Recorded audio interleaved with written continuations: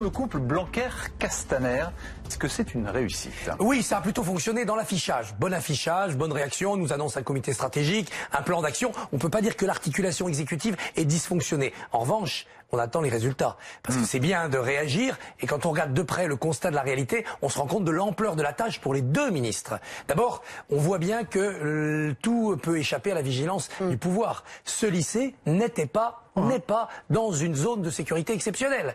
Donc ça veut dire que la violence peut surgir partout. Et quand on regarde le contenu du hashtag pas de vague hier, c'est édifiant. Les établissements minimisent pour avoir un minimum de conseils de discipline, pour essayer de pas faire de vagues.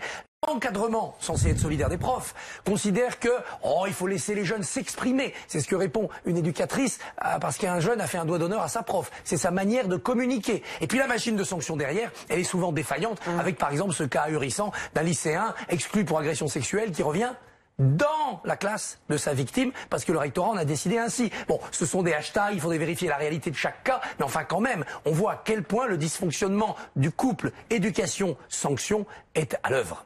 La répression, est-ce qu'elle a sa place dans une politique de sécurité scolaire? Oui, pas bien la sûr. prévention Elle a sa place, la répression, la petite répression. Quand Blanquer dit les lycées qui le souhaitent peuvent supprimer, interdire les portables, ils devraient le faire presque automatiquement. On voit bien que le jeu des portables et des réseaux sociaux participe de la mécanique de la violence. Et puis plus fortement, il faut exclure les lycéens violents, il faut les exclure, faire en sorte qu'ils ne reviennent pas, sans pour autant en faire des délinquants de rue. Alors il faut créer un échelon intermédiaire, internat, maison de correction, on bute toujours sur le même problème. Les familles interpellées par le ministère de l'Éducation, est-ce que c'est pas se défausser sur la société? Non, c'est là le problème de fond, ça se joue dans les familles, et on le voit dans la réunion des parents hier à Créteil, famille issue de l'immigration, famille monoparentale, famille musulmane, avec toutes les polémiques que ça ne va pas manquer de lancer. Par exemple ce soir, avec Éric Zemmour, il y a un problème de société, et à cela, c'est pas Blanquer, c'est pas Castaner qui doit répondre.